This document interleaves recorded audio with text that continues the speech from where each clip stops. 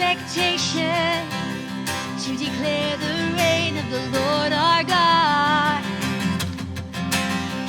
We will not be moved when the earth gives way, for the risen one has overcome. And for every fear, there's an empty grave, for the risen one has overcome. Now the silence breaks in the name of Jesus, as the heavens cry, let the earth respond. All creation shouts with a voice of triumph to declare the reign of the Lord our God. Oh, we will not be moved when the earth gives way, for the risen one has overcome. And for every fear, there's an empty grave, for the risen one has overcome. Oh, we've overcome. And that's why we can believe. And he shall reign forever, strongholds now surrender, for the Lord our God has overcome. And who can be against us? Jesus our defender, he is the Lord and he has overcome. Let's sing that again. And he shall reign forever, strongholds now surrender, for the Lord our God has overcome. Who can be against us? Jesus our defender, he is the Lord and he has overcome. We will not be moved when the earth gives way, for the risen one has overcome, as he has. And for every fear is an empty grave, for the risen one has overcome. Oh, we will not be moved when the earth gives way, for the risen one has overcome. And for every fear is an empty grave, for the risen one has overcome. Oh, yes, you have overcome.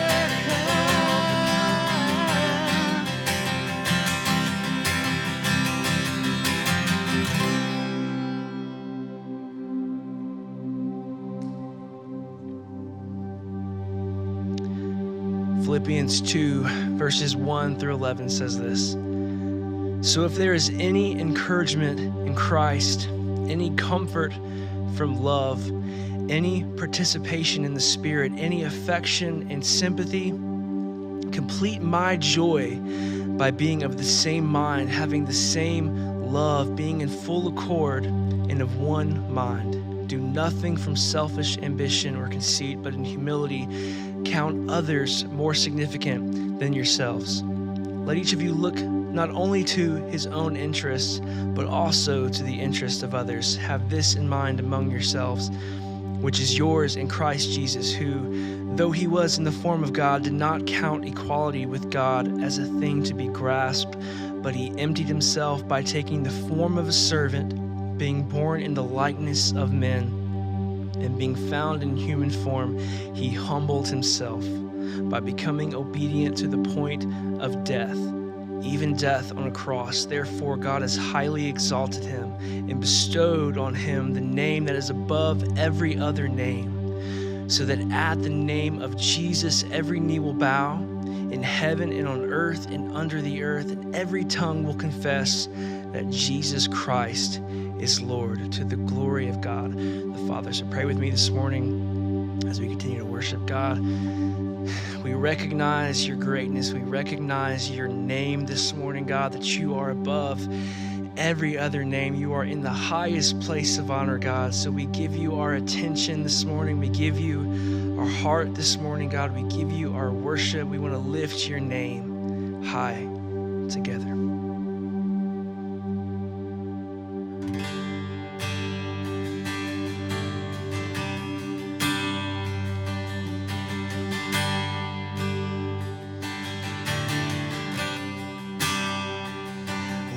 Creation suddenly articulate with 1,000 tongues to lift one cry.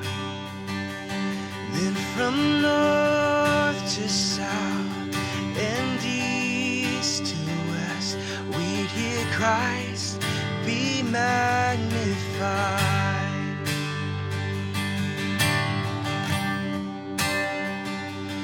Were the whole earth echoing his imminence, his name would burst from sea and sky, from rivers to the mountain tops, we'd hear Christ be magnified. Let's lift his name up together. Oh, Christ be magnified, let his praise arise. Christ be magnified in me.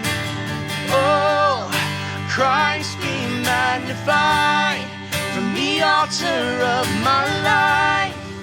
Christ be magnified in me.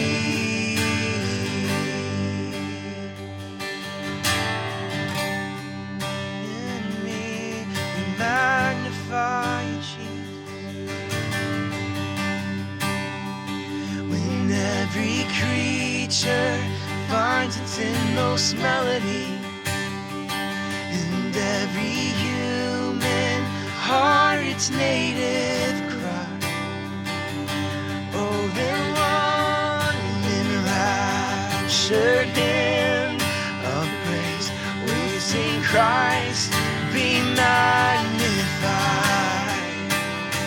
Oh, we magnify you, Jesus. We say, oh, Christ be magnified, let his praise arise. Christ be magnified in me. Oh, Christ be magnified from the altar of my life. Christ be magnified in me.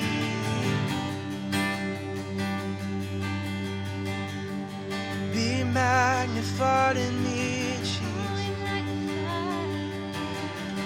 We lift you high, we lift you high, Lord.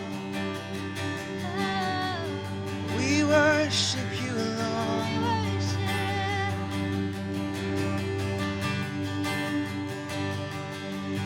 I won't bow to idols, I'll stand strong and worship you. And if it puts me in the fire, I'll rejoice 'cause you're there too.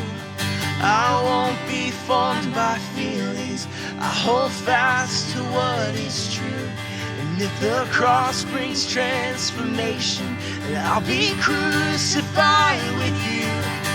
'Cause death is just a doorway into resurrection life. And if I join you when you're suffering, then I'll join you when you rise.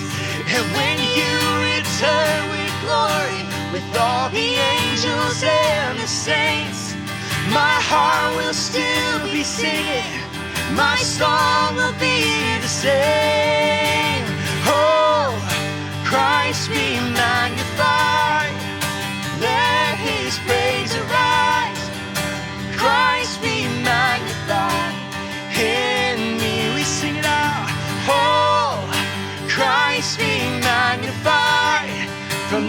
altar of my life. Christ be magnified in me. Come on, church, lift it up. Oh, Christ be magnified. Let his praise arise. Christ be magnified in me.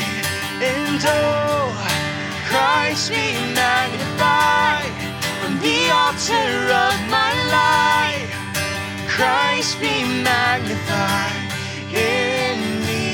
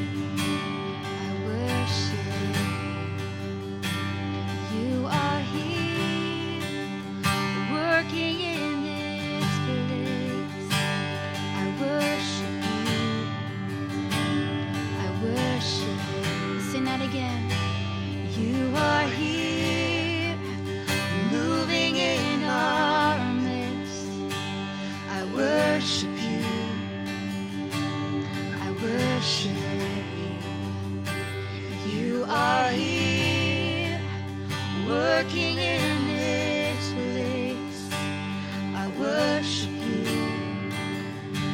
I worship you. 'Cause you are waymaker, miracle work, promise keep, light in the darkness. My God, that is who you are. You are waymaker, miracle work, promise keep, light in the darkness. My God, that is who you are. 'Cause he's here right now. You are here, touching every heart. I worship you. I worship you. You are here, healing every heart.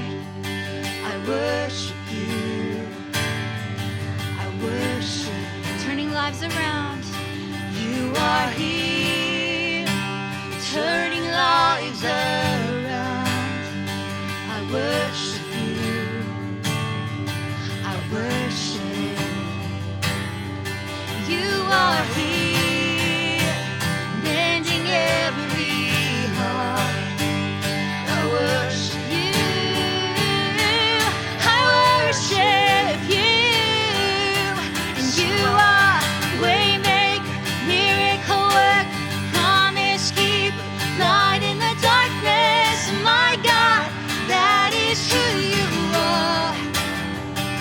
And you are waymaker, miracle work, promise keeper, light in the darkness. My God, that is who you. 'Cause that's who he is. That is who you are. And that is who you are. And that is who you are. And that is who you are. And that is who you are. That is who you are. That is who you are. That is who you. 'Cause even when we don't see it, even when I don't see it, you're working. Even when I don't feel it, you're working. You never stop. You never stop working. You never stop. You never Even stop now. working. Even when I don't see it, you're working. Even when I don't feel it, you're working. You never stop. You never stop working. You never Raise it stop. up. You never stop working. Even when I don't see it, you're working. Even when I don't feel it, you're working. You never stop. You never stop working. You never stop. You never stop working. Even when I don't see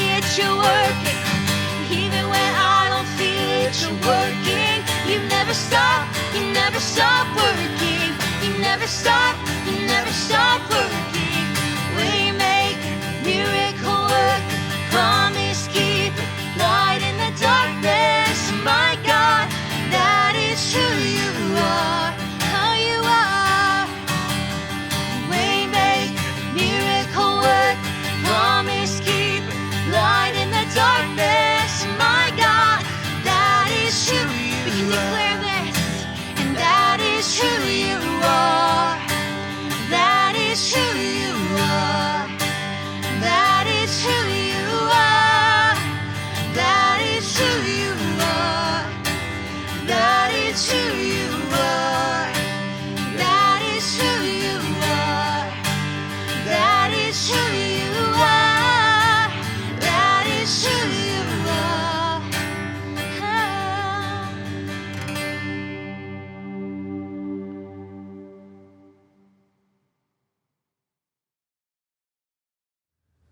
Well, thank you for joining us for the weekend teaching here at Vertical Church. My name is Ben. I'm the lead pastor, and this is a good friend of mine, Drew Cleek, who's recently joined our teaching team. You may recognize him from some of the other teachings during quarantine. And I have to be honest with you, I have dramatically been looking forward to this weekend to be able to sit down with Drew, specifically for this reason, that Drew in his real life and his other job is a member of the military and the Special Forces, and especially this weekend, Memorial Day weekend, we as a community want to pause and say thank you if you're joining us and you're a member of the military or formerly have served in the military. We want to thank you for your service. As thin as that sounds, that's kind of a compact statement over a large part of people's lives. We have a very unique situation here at Vertical because we have a large military contingency, and specifically for Special Forces guys right here. Yeah, it's like the SF guys started showing up and then more started showing up. So we've had a sensitivity that God's kind of up to something with that. So I just want to take a second based on our friendship and our relationship to say thank you to you personally. You've taught me a lot about what military sacrifice actually means. It isn't just the individual, it's the spouse, it's the children, it's the extended family. So the decisions that you've made to protect our nation, but also something I've learned through talking with you guys is it's not just America, there are innocent people across the world that need defending, and you guys do an excellent job with that. So I just want to say thank you. Thanks, man. Thank and you. I got to say thanks to Justin Atkinson and the guys that brought me in and helped me feel welcome here. Yeah, he sent a call ahead and said, hey, I need you to look out for this guy, right? So this kind of gets to the heart of something just maybe would help us launch off. I know when people hear that you're a member of the Special Forces, I mean, we all have the History Channel and can watch, the Q course or the parts that they allow us to see. And so when people hear that you're SF, there's probably this instant default respect, which is probably just a little awkward, right? Just because we understand as civilians there are difficult things that go on being part of the military. I want to take a moment though before we get into this big story today and get to Jesus, just to ask maybe what your motivation was for joining the military. That part of people's story really fascinates me. Yeah, so my story of specifically my journey for Special Forces was born out of failure. I went to Mississippi State University with the full intent to play baseball there. I landed there at a bad time and it didn't work out. And so my grandfather was a Green Beret, Mavisog guy. I'm from Vietnam. My uncle was a Ranger Regiment guy. So I had that military lineage, and a couple days later, after being cut from the baseball team, I walked into a recruiter's office, and I just had to be a part of a team of some sort. I had to join something that was going to be bigger than myself. And so that's why I walked into that office. And then years down the road, because it is a long process, I finally was able to wear my Green Beret. Really excited about it. And so the fact that you got cut from one team made you join another. So look, it's crazy to me, and this seems to happen a lot. That it's like this one event happens, and then boom, these guys find themselves in a recruiter's office, and the rest of their life is kind of planned out. Yep. So the physical difficulty, the training, what it's required to earn to be a part of the SF community. We're all familiar with that as civilians now, but there are other more difficult parts. Mm-hmm. And not long after we met, you started telling me this story, and I've wanted our community to hear this story, and we've struggled how to work this in because we're not out to leverage people's emotions. we're actually out to honor this man and his family and the things that he did. You experienced more than any of the other difficulty. You experienced difficulty in the loss of a friend. And I love for you, you built this out a little bit on our Vertical Plus podcast a couple of weeks ago. I'd love for you, if you're willing, to kind of build more of the story out about Drew and where that took you in your relationship with God. Yeah, so Drew Ross was a really good buddy of mine. So when you say Drew, you're not referring to me. It is confusing. But Drew Ross was a really good friend of mine. On November 18th November 27th of 2018, I got a call from Felicia, his wife. And she had told me that Drew had been killed in Afghanistan. And for me, I mean, that was just that was earth shattering. Like, you talk about like some of the hardest days of your life. That right now is probably the hardest day, the hardest memory that I have. And it still is very raw. Like, when I talk about it, just because like I alluded to earlier, the qualification process to become a Green Beret is so long, and there's so many obstacles, there's so many things you have to deal with. And when you're going through that, you're going through it with a very small group of individuals, and you go through things that a lot of people will never go through.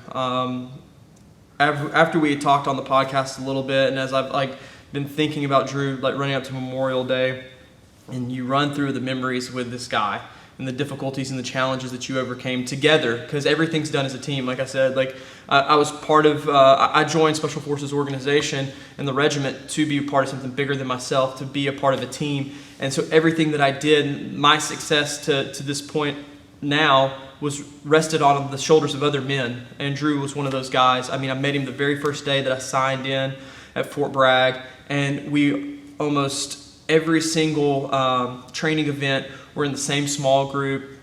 We were in the same carpool together every single day to work.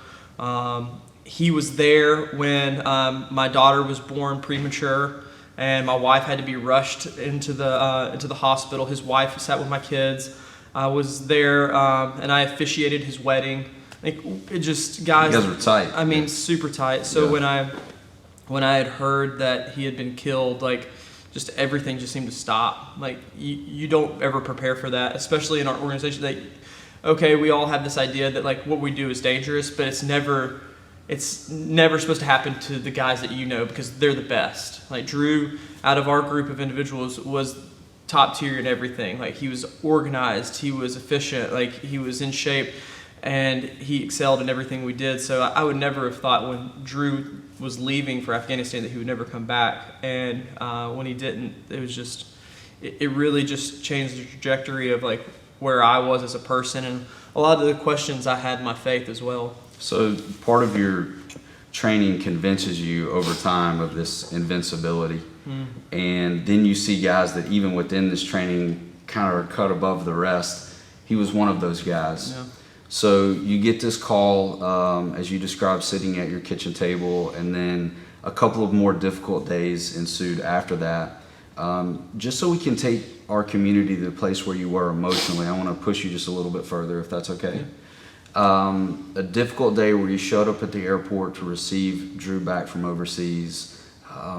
If you could help us just kind of walk around in that moment, I think it would help us understand just the raw nature of this day, the reality, so that we can then discuss how God worked in that.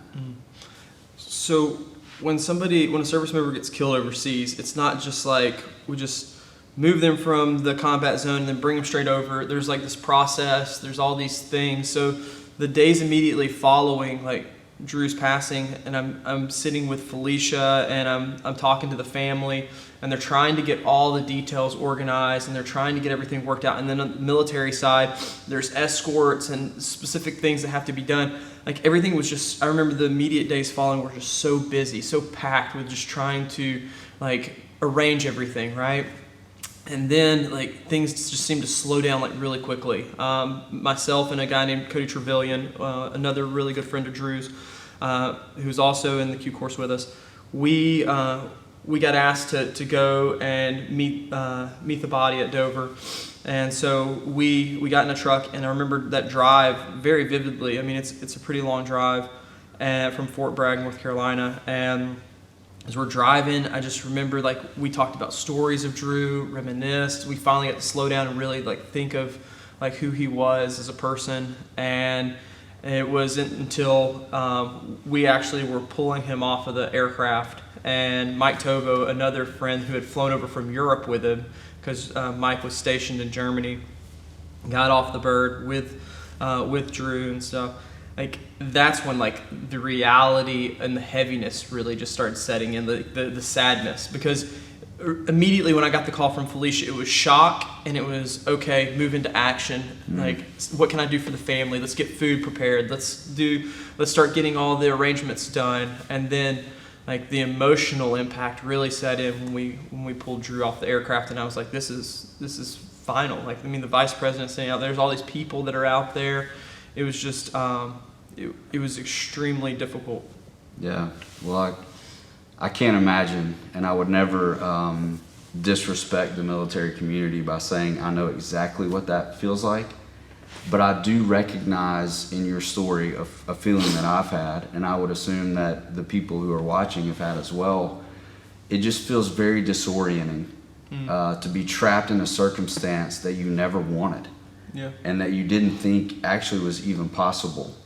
And of all people, this guy. You know, so part of what we could pause here and say is this is part of us honoring Drew, as your community, honoring Drew. The fact that this man, the way that he pursued his life, the things that were important to him, his memory, although he and I have never met, lives on now in my story and also in your story, which makes this even more dramatic. And it causes people to ask, and I think you were, I don't want to put words in your mouth, but I think you were probably asking questions like, hey man, this just doesn't feel fair. No. And because you're a man of faith, directing those questions to God. I've had conversations in our community where people have told me they looked at God and said, where were you? You know, I mean, if you have all this control, why weren't you looking after Drew? And it really comes down to, why was God asleep on the job? You know, you had done your training, he had done his. Why was God not available to protect this man? And it just throws you into this time of confusion and anger and bitterness and grief. All of those things, when you talked about those journals stacked up that we saw, those were full of your life experience, and a lot of those pages, as you've told me, had to do with this circumstance, the loss of Drew. So we discussed off camera, how do we bring the story to our community and connect it with Jesus? Because that's the goal. And I think that's something that Drew would want as well. Yeah. How do we connect this with Jesus? And we batted around a few things, and we landed on the story. And lately, inside of quarantine, the stories of Jesus, the actions of Jesus have just elevated to such a high level, and we're drawing a lot of strength from those. So I love the fact that God is using this, but I think this story may help us wrap our mind around to try to equip people who may be watching, like, what do we do in these circumstances? We're in a series called Framework, where we're trying to build the short list of things that are required to follow Jesus well. We tend to complicate things, and we're trying to reduce a little bit. So let's just recap the story for the people watching. But Jesus is doing a lot of fantastic things, and he gets cornered, which happens quite frequently.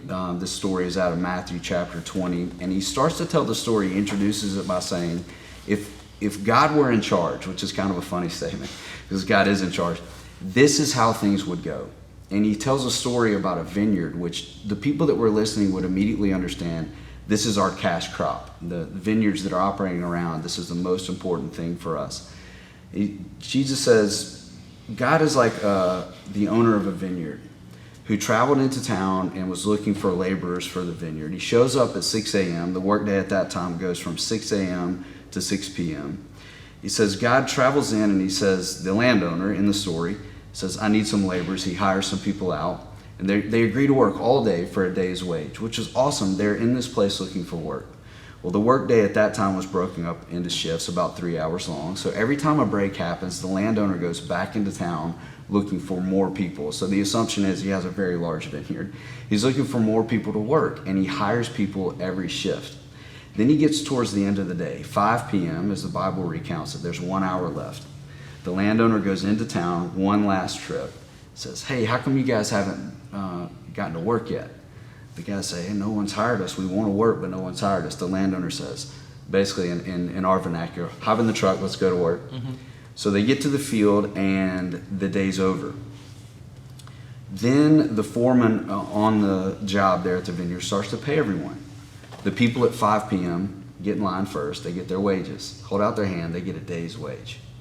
So the guys in the back of the line who showed up at 6 a.m. are thinking, man, if those guys got paid what we agreed, we're obviously going to get at least 4 times that. We've been here that long. They get up to the front of the line. They get a day's wage. And they start to complain. Because it doesn't feel right. I mean, even listening to the story, I'm like, that isn't right. Yeah. They worked all day, and they even say, we've been in the heat all day long. You're going to give these guys that have been here an hour exactly what we get. So I'll start to read it here because it's too good to summarize, and I don't want to mess it up. So this is Matthew chapter 20, 11 through 15. Where we're going to go after this is trying to connect the feeling of these men and your feeling and our feeling when we're in unjust circumstances. Matthew 20, 11. When they received their pay, they protested to the owner, those people who worked only 1 hour, yet you've paid them just as much as you paid us who worked in the scorching heat. I don't know if you're this way, but I get very descriptive when I'm complaining. So these guys are that same way. He answered, the landowner answered one of them, and I love the fact that Jesus puts this voice in the landowner.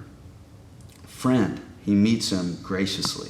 We see this in the father and the prodigal son story. He's very gentle with his son. Friend, I haven't been unfair. You agreed to work all day for the usual wage. Take your money and go. So Jesus is making the landowner diffuse the situation here.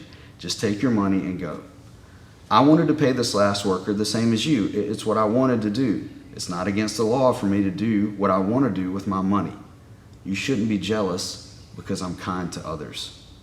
So there's a tension in the story in that the landowner, from one perspective, is doing something that isn't fair. Then he makes defense for his actions. So my curiosity is piqued here as we're having this conversation, kind of making the turn to wrap it up now. As you're hearing the story of the landowner, comparing it to those feelings that you had at the airport, and look, the truth is, people watching, we've all had our airport day. It may be less intense than the one that you've walked through, but we've had ours, What comes to mind for you when you hear the story of Jesus and you think about your relationship with Drew? Yeah. I mean, if I'm putting myself back to that day, and even the days following that, because, I mean, like I said, I still struggle with that a lot of times. I mean, especially as Memorial Day comes up or the anniversary of Drew's passing comes together, all those things still bubble up these emotions inside, right? Because we're emotional beings. And I see myself very much in the protester that's coming to the landowner and saying, this just isn't fair. Because in this world, we're so close to the earthly things that are happening that for us, everything is merit-based, right? Drew, and it's binary a lot of times. It's, well, Drew was good, the guy that killed him's evil. And how does this work, God? That's not fair. That's not just. And there's no way that, we as humans, and as people that are just here, very quickly and then gone, that we can understand that a God that's living in eternity, that's basically directing and guiding, and he has his sovereignty over this whole world, how we can even fathom what he is working behind the scenes and what he's doing. And so when we say, God, that's not fair, that's not just, God's like, you don't understand my justice because I'm so much bigger than you. I'm doing so many things levels higher than where you are. So yes, you don't understand, but you know what? I'm here, trust in me, take comfort in me. And that's ultimately where I had to settle my heart. Is that, you know what, it doesn't make sense on the basis of merits, on Drew Cleek's sliding scale of what's fair and what's not fair. It doesn't even quantify. However, when I take it from God's standpoint and I say, God, I just got to trust that you're bigger than the situation that I'm in, and that you know what's good, because it says in the Bible that God is love and God is kindness.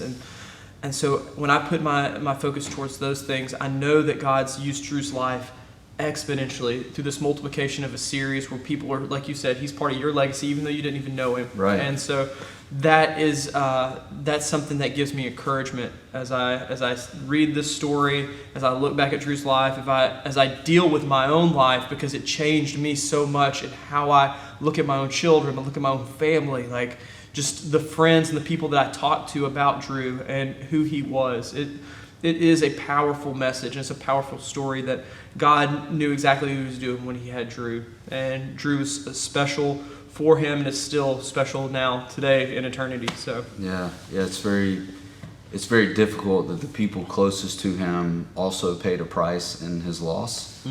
But to understand that God is using that in a way that it feels like to me that Drew would be proud of. Yeah. That he would say is worth it.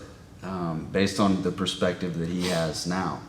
This idea that we're so close to the ground that we just cannot achieve that perspective. I have these memories of being a child.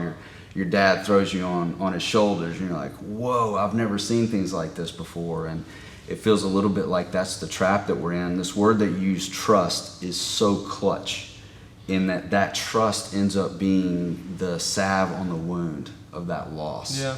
And once you experience that trust, it just becomes so different. It's not that the trust makes the pain go away, but it helps the pain matter. And that's, I think, what people need most as they're following Christ.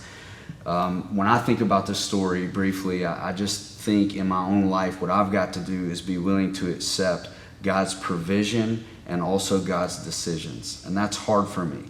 I want one, but not the other. Thank you for your provision. I will make the decisions. Yeah. And God, in his care for me, through this story, has communicated to me, no, you can't do one. You have to have both. And I have learned, as much as I want his provision, I also want his decisions, even when those decisions feel like they cost me. So it's been my hope through us sharing this story today that we've been able to communicate that as Jesus followers, all of us will enter into a moment where we're questioning God. And God is prepared for that questioning and is also bigger than that questioning and can use that to move the ball down the field, but also care for us at the same time. He's a beautiful landowner, and he cares for the workers. He cared for Drew. He cares for Drew. He cares for Ben and the people that are watching this. So what I'd like to do to close out today, if you don't mind, is just ask you to pray. Specifically for people who have experienced loss. If we have members of the military community watching this that can resonate exactly with your story, but also the people in our community that have experienced loss in this season. If you would pray for them, that would be just incredible. It would be an honor. Yeah, let's do it. Father God, I thank you for who you are, God. I pray for the people that have experienced loss in our community, whether they're military or civilian, God. I specifically pray for Drew's family, Beth and Stephen and Felicia and Sarah, God. I speak into their lives, God, and just pray that you just give them that trust, God, that helps heal those wounds. God, I pray for the people that are sitting in our community right now that are just facing the facts of uncertainty, God. They're facing the question of what is just and what is fair. God, I pray that they find that trust as well, God, and all the things that you're doing, the provision and the decisions, God. And I just pray over Vertical Church, the leadership of our church as we move forward out of COVID-19, God, and we just start coming back together, that you just bring this church and a collective and a community, God, to be stronger than when we started in this quarantine season. It's in your name. Amen. Amen. Thanks for checking out the online services of Vertical Church. If you're looking to connect with Vertical, whether for prayer, chatting, info, community, or whatever, you can text Vertical to 31996 and someone will get in touch with you. If you're looking to give, you can check out livevertical.tv/give. If you're looking to go more in depth with today's topic, you can check out our podcast, Vertical Plus. Once again, thanks for joining us today, and we'll see you soon.